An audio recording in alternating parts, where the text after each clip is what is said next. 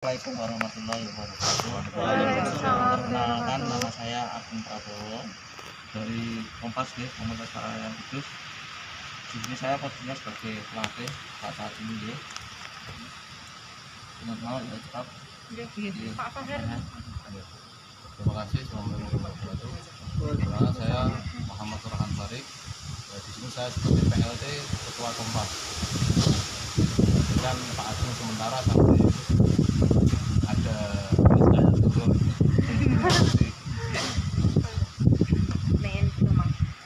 Sejak kapan Bapak menggeluti para layang ini, Pak? Tahun 2012 ya. Farhan juga, Pak. Kalau saya untuk kenalnya tahun 2012. Itu di tempatnya Pak Agung. Kebetulan ada senior lagi yang satu angkatan di bawahnya Pak Agung ya Pak. Nah, itu namanya Mas Muhammad Wahid Abdul Khalik. Kebetulan hari ini nggak ada karena ada accident kecelakaan. Saya mulai 12, saya gabung aktif di 2015, mulai penerbangan 2006. Asal mulai Bapak suka sama para layang itu gimana, Pak? Kalau saya sendiri, kalau saya itu kenal para layang itu dulu waktu saya diajak ke Bandara Ahmad Yani dan mampir di tempat ngeteseh yang sekarang jadi pusat latihan teman-teman termasuk dari UNES dan teman-teman dari kabupaten lain. Saya diajak ke situ, saya melihat dari mahasiswa UNES semester 2 sama anaknya pelatih Pak Suharyanto atau Pak Haryanto Tobot itu kelas 6 SD terbang. Nah, dari situ saya tertarik sampai sekarang. Sudah ikut nomor perlombaan apa aja, Pak? Kalau saya sendiri mengikuti Porpor 2018 sama Semarang Open. Umur berapa itu? Kenapa? Umur tahun berapa? Tahun berapa? Tahun 2015 sama 2000. Kalau Semarang Open itu 2019 ya Mas? Ya, 2019. Suka dukanya, Pak, resiko yang ditanggung? Pasti kita banyak Dukanya dulu, Pak. sukanya itu Sukanya kayak gimana ya? Nggak bisa diceritakan dengan kata-kata sih. beda. Hanya parasut dan diri saya yang tahu. Nah, kalau pengen tahu sukanya, ya saya sarankan kepada teman-teman cobalah, kayak walaupun hanya sekali. Dijamin ketagihan. Kalau Pak Agung sendiri, coba tanya Pak Agung lebih banyak ini. Nah, saya sendiri, menurut saya pribadi, Mbak, ya nikmatnya orang terbang itu kayak orang jatuh cinta. Semakin kita semakin mendalami ada keasikan tersendiri. Ya. Kebetulan saya sendiri kan basicnya dulu dari SMA hobi bertualang, ya. Dari naik gunung, arung jeram, sampai panjat tebing. Saya kan dulu waktu di panjat tebing naik gunung. Terus waktu tahun 2012 saya kenal dengan Pak Nanang, waktu itu kan masih dosen UNES. Saya dikompori dengan beliaunya, pokoknya coba Pak Ageng, nanti coba dulu. Sampai sekarang saya hanya ketagihan. Jadi di antara olahraga petualang saya malah fokus para layang sekarang yang betul-betul melibat. Masalahnya apa? Kita di udara bisa melihat, bisa menikmati ciptaan Tuhan seperti ini. Nggak perlu naik pesawat Mas, mahal-mahal. Kita coba bisa sini. Oke. Itu aja Mbak, mungkin sementara. Prestasinya Prestasi, Pak. Untuk prestasi, nah saya kan dulunya berangkat dari hobi Mbak. Oke. Jadi mungkin untuk prestasi saya agak kurang. Oke. Saya ikut Porpor tahun 2014 kalau nggak salah, itu di pertama di Cilacap. Terus tapi sebelumnya sebelum ke Paralayang saya dulu siap panjat tebing. Dia ada Porpor berapa kali, cuma saya nggak atletnya. Terus pernah ikut di Bupati Cup di Batang. Kebetulan alhamdulillah saya juara 1 walaupun kelasnya cuma junior. Tapi menurut saya itu adalah suatu kebanggaan tersendiri karena musuh saya kebetulan teman-teman senior saya bisa mengalahkan mereka. Saya punya kebanggaan tersendiri. Ada syarat-syarat tertentu nggak, Pak, kalau mau ikut para layang? Sebetulnya Misal ada sih. mau jadi atlet gitu? Sebetulnya ada. Jadi gini Mbak, para layang itu termasuk olahraga unik ya. Pertama, kita nggak boleh terbang kalau kita nggak punya lisensi atau SIM gitu. Pertama itu. Nek memang mangke dari teman-teman ini mau langsung sekolah langsung bisa melalui Pak Nanang. Kebetulan Pak Nanang sekarang bukan instruktur gitu. Jadi jenengan nah kita kan sebatas keluar ilmu kayak kemarin melatih gonjeng-geling, perkenalan alat sebetulnya bukan hak kita untuk itu Mbak. Nggih. Jadi nek jenengan mau belajar langsung itu sekarang ada aturan sekolahnya khusus nggih. Itu nanti jenengan dapat kayak ini nggih, materi ada kayak kemarin caranya buka payung, caranya kita tahu apa meteorologi geofisikanya tentang penerbangan, tentang jarak tempat-tempat yang boleh diterbangi dan tidak, nanti ada sekolahnya khusus. Jadi jenengan mangke ada sekolah khusus yang aturannya mungkin jenengan terbang berapa kali gitu Mas, mungkin sekitar 3-40 kali di tempat yang berbeda-beda. Satu tempat baru bisa dikeluarkan yang namanya SIM, itu pun masih BL1 untuk pemula. Dan jenengan mungkin ada tahapan berikutnya kepingin yang lebih tinggi, yang lebih terbang jauh, nanti ada tingkatnya ke BL2, BL3 dan seterusnya sampai selesai, sampai terakhir di starter. Saya sekarang masih BL2, Mas sekarang masih BL1. Itu enggak kurang lebih Mbak. Nah, saya nambahin ya untuk persyaratan terbang yang utama sih sehat jasmani rohani ya, itu pasti ya. Ora jantungan. Nah, tidak sehat jasmani rohani yang kalau di para layang ada pakemnya tersendiri, aturan-aturan yang sudah secara internasional sudah diatur, di mana nanti ada ya tadi yang sudah dijelaskan dari pengageng, yaitu mempunyai lisensi dan sekolah di para layang yang ada di setiap kota yang menyediakan itu. Dan apa? Di samping itu juga selain itu semua juga dalam kalau kita masih siswa dari belajar itu ya juga harus ini tidak harus kita sudah merasa bisa setelah sekolah dinyatakan Anda mendapatkan PL terus bisa terbang di mana saja, kelihatannya ada set terbang kita bisa, nah itu sangat tidak diizinkan sama para instruktur. Cara gitu ya, yang penting sihat jasmani rohani lah. Dan satu ada parasutnya, kalau nggak ada parasut ya perlengkapan. Nah, perlengkapan juga harus ada. Biasanya kalau sekolah disediakan dulu Mas sampai sebisanya, tapi setelah jenengan punya PL, biasanya dari teman-teman instruktur atau teman-teman yang lebih senior itu kalau bisa beli perlengkapan sendiri. Syukur-syukur kalau jenengan ikut daerah berprestasi, biasanya nah nanti sudah nanti ya, kan juga atletnya nanti biasanya dari kabupaten masing menyediakan. Kalau masalah batasan umur saya kira ya itu kalau masih selagi masih sihat jasmani rohani silahkan. Saya kira nggak ada batasan umur.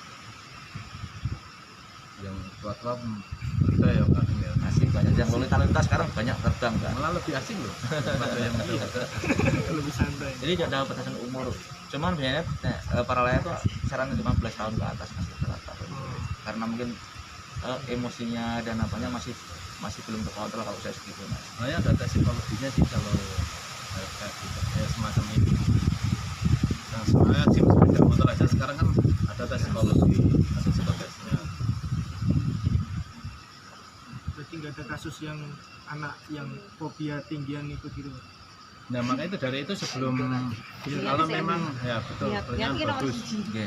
Nah itu memang ke fobia ketinggian itu kan memang kayak jenengan ini kan belum pernah merasakan terbang, kita nggak tahu apa ada teman-teman ada yang fobia ketinggian, kelihatannya sih di bawah semangat Iya. kita belajar benar banget kita mengenai mampu Pak singkir kita untuk juta lempet ya.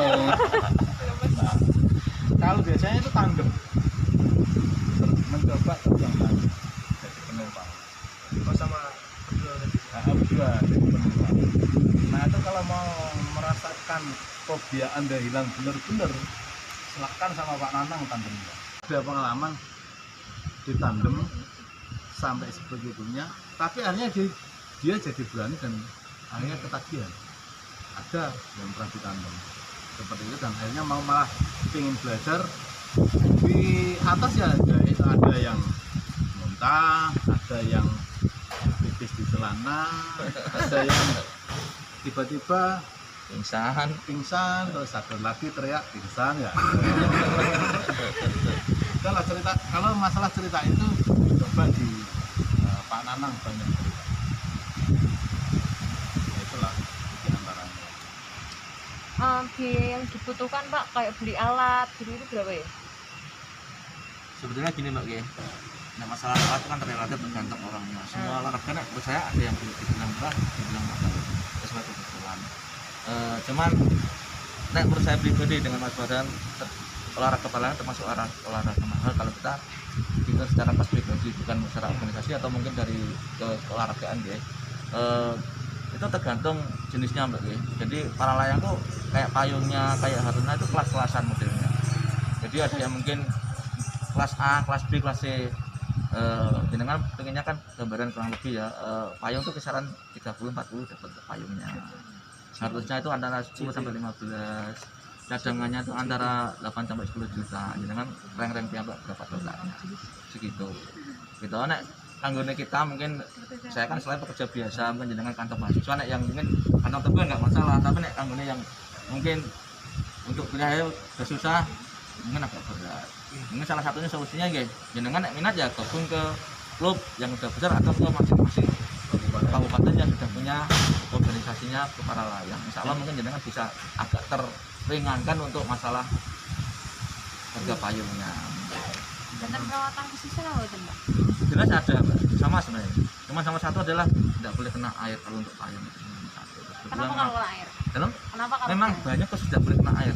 Para layang tuh mending pokok kayak api itu tidak boleh.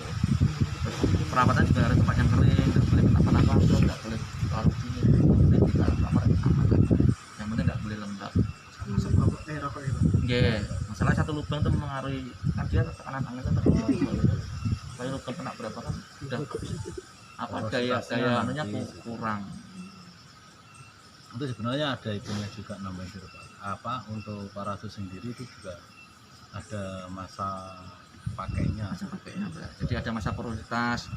Itu kan mesti kalau Ada warantinya lah, warantinya. ada keterangannya Mbak, kalau kita beli seperti payung itu kan ada keterangannya. Ini ukuran sekian, jenis ukuran payungnya dari ini, untuk ini loadnya sekian, terus ada jam terbangnya biasanya Mbak. Jadi ada masa jam terbangnya kalau payung. Penggunaannya lebih dari itu ya sudah porositas. Otomatis daya angkatnya dayanya kurang. Datanya ganti. Pak, untuk nomor pertandingan yang diperlombakan biasanya seperti apa, Pak? Untuk para layang sendiri sebenarnya banyak sih Mbak lomba-lombanya. Cuman yang umum rata-rata adalah yang KTM Mbak ya. Kita pada mendarat dengan tahu kan kadang-kadang lomba di tengahnya ada KTM. Kita ke titik nolnya. Ada terbang jarak jauh Mbak. Jadi ada aduan, ada yang sistem race to goal, dan kemudian kita ada poin-poin sendiri pakai alat khusus ya. Kurang lebih gambarnya seperti itu. Jadi ada KTM, ada cross country, ada tandem. Banyak sih Mbak sebenarnya, ada bergu, ada perorangan. Itu untuk kategorinya juga itu Pak, apa kayak umur atau berat badan atau gimana gitu? Enggak, tidak ada. Dengan kan mungkin orang-orang olahraga tahu kan, kalau di olahraga tidak ada kelas junior senior kan. Tapi berat badan kalau Berat badan itu enggak ngaruh Mbak. Cuma dia ikutnya gini semisal KTM atau mendarat ya. Ya itu aja kelasnya cuma mungkin itu perorangan itu. jadi umur Enggak mengaruh ini. Jangan tebak saya umur berapa. 50 Pak. Nah seperti itu. Saya tuh sekarang masih terbang loh, berarti kan tidak ngaruh toh. Nggak ngaruh. Nah, Makanya dibilang tadi kan ada yang di atasnya. Karena kalau untuk berat badan itu, selagi masih ada size payungnya yang bisa menopang berat itu sendiri, nggak apa-apa ya terbang. Kalau sudah nggak ada ukuran yang bisa dipakai untuk orang itu, Maksimal berapa Pak? apa? Maksimal berat badannya untuk payung gitu. Masing-masing parasut dari beberapa merek yang sudah ada di dunia itu nanti mempunyai ukuran, ada yang ukuran M, S, XS ya. oke. Itu ada. XL, L Maksudnya ada kayak Mbak. beratnya itu lebih dari 100 kilo atau gimana? Ada Mbak. Ada. Ada. Oke, Sama. sampai Yang itu berapa, buat Pak? terbang berdua itu kan. Oh, Ada iya. ukurannya, ada ukurannya. Nah, Ada. jadi parasut itu nanti juga ada seperti yang tadi jenengan tanyakan, nomor perlombaannya apa saja. Nah itu parasut juga itu nanti ada khusus tersendiri untuk KTM itu ada spesifikasinya sendiri untuk khusus KTM. Karena apa? Karena itu di situ mempengaruhi dari segi keamanannya. Nah, kalau ada yang payung untuk terbang cross country atau lintas alam restudonya itu nanti ada spek payung parasut yang layak untuk di kelas itu. Nanti yang akrobatik juga ada sendiri khusus untuk itu. Jadi di setiap kelas itu pun alatnya, spek alatnya ada tersendiri. Tidak yang buat KTM bisa, tapi kan kalau dibuat perlombaan kan nanti akan kalah jauh yang sama yang sudah memakai spek parasut yang dikhususkan untuk nomor perlombaan itu sendiri. Faktornya banyak sih enak untuk umum mengacu untuk di perlombaan. Karena perangkatnya nanti juga tidak hanya cukup dengan parasut sama hanya parasut dan harness itu sendiri.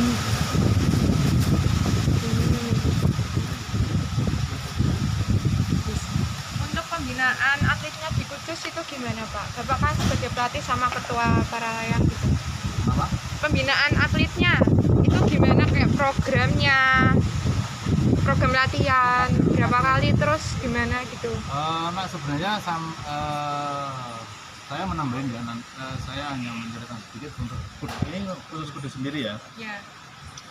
Nah Kudus sendiri kita untuk kita sebenarnya ada sih kalender kegiatan, kita buatnya dalam tahunan, kalender tahunan. Jadi itu kan kita bisa fleksibel untuk kapan waktunya latihan, kita menyesuaikan karena dengan kita teman-teman di Kompas Para Kudus itu kan kesibukannya beda-beda. Jadi kan kenapa nggak dibuat kalender bulanannya, kegiatan bulanan. Itu untuk itu menyesuaikan dari waktu masing-masing. Kita latihan ground handling yang seperti kemarin bersama teman-teman praktekkan di lapangan Bajing itu kita sering, meskipun kita sudah bisa berbagi ilmu dengan teman-teman yang belum bisa, tetap kita terus melakukan yang namanya ground handling itu. Pak, untuk perbedaan apa kayak kegiatan atau event para layang setelah dan sebelum coronanya apa Pak? Kayak perbedaan mungkin gara-gara corona ada kayak gangguan apa gitu Pak? Ulangi Pak pertanyaannya Pak. Itu perbedaan apa kegiatan para layang sebelum dan sesudah corona. Efek pandemi lah Pak. Iya, efek pandemi gitu ya Pak. Ada penurunan apa gitu. Yang jelas gini Pak, setelah sebelum ada corona memang di nasional sendiri kan ada event sih Pak, banyak event hampir setiap Bulannya 2-3 bulan sekali mesti ada perlombaan baik itu yang tingkat nasional maupun internasional ya. Cuman setelah pandemi ini otomatis kan di dunia, bukannya di Indonesia di dunia kan semua memang serba dilarang. Jadi memang tahun-tahun yang ini, tahun kemarin 2020 dengan ini event sementara memang nggak boleh karena memang efeknya kan memang luar biasa corona kemarin. Yang terdekat ini ada nggak Pak? Belum ada, Belum ada sama ada. Contohnya gini Mas, untuk event nasional kan ini kan termasuk angin barat Mas G.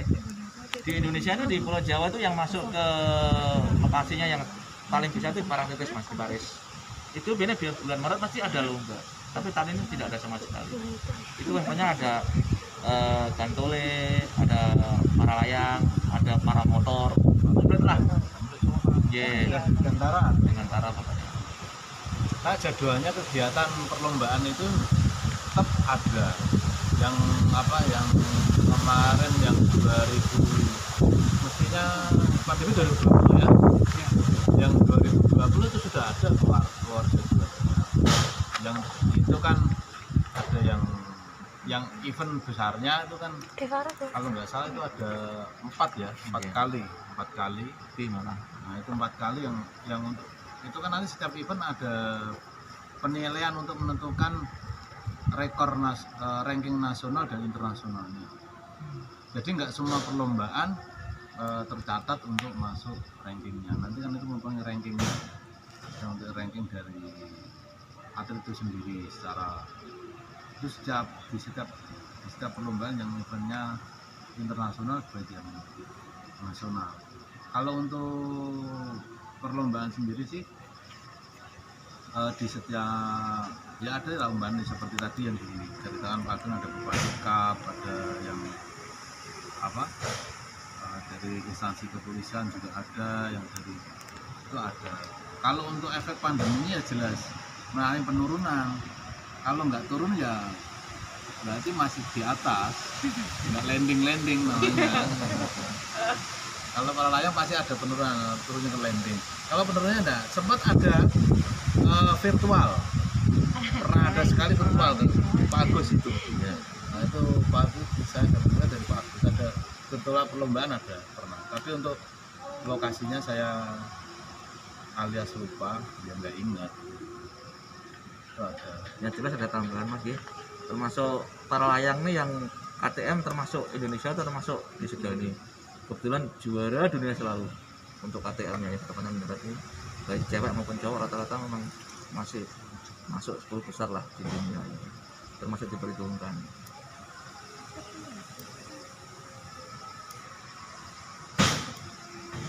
Ada timnya Pak berarti itu Pak, pas perlombaan gitu kan. Aku kemarin lihat di YouTube ada ini kayak tim pelipat gitu. Apa? Para layang itu, para boy. Itu para boy namanya. Ya, itu namanya para boy yang membantu seorang atlet untuk melipat para ada. Nanti di setiap event pertandingan masing-masing penyelenggara itu biasanya menunjukkan. Itu dari kota sini sendiri apa dari Putra-putra daerah Daerah. rata-rata dari sini? Ya, itu kan di samping itu memberikan per daerah juga salah satu upaya dari pihak teman-teman atlet yang ada di kabupaten tersebut untuk mengenalkan lebih dekat tentang para layang. Supaya dari situ kan ada yang atlet nasional yang dulunya para boy Malang ya, yang pro itu ya, nah, Malang ya, yang dapat pon kemarin yang SEA Games. juga para boy yang tuang limut itu. Nah, kalau jangan nanti di Meteseh ada namanya sekarang sudah dimasukkan di daftar atlet. Panggilannya Junto. Nah, namanya itu Niki. Nah, itu di Meteseh ada. Sekarang tentunya dulu sering loading teman-teman UNES, teman-teman yang itu namanya Niki. Itu ada. Dan nama kerennya Juntel lah gitu. Nah, itu ada itu. Leadingnya Junto. Nah, sekarang kalau lihat terbangnya kalah kayak bagus ya. Karena ya itu intensitas dalam segi latihan itu dia waktu waktunya dia juga dekat, jaraknya dari tempat latihan dari rumahnya juga dekat dan fasilitasnya komplit lah. Tapi saya selalu sama itu ada yang para ofisial itu. Jadi kan nggak menutup kemungkinan dong siapa saja bisa ikut para layang. Kalau dikatakan mahal, nyatanya para tuh bisa kan. Kalau ada event terus cuacanya seperti ini itu pasti depending gitu Pak. Iya jelas nggak boleh. Kan setiap event itu masih ada apa ya kayak Semayang. dia ada istilahnya event organisasinya lah istilahnya sekian ada ketentuan nih. Kalau memang itu nggak bisa terpenuhi nggak boleh. Harus benar-benar safety kalau terbang. Mungkin kita mungkin 20 atlet terbang 10 yang 10 karena cuaca dibanding bisa ya karena kayak gitu.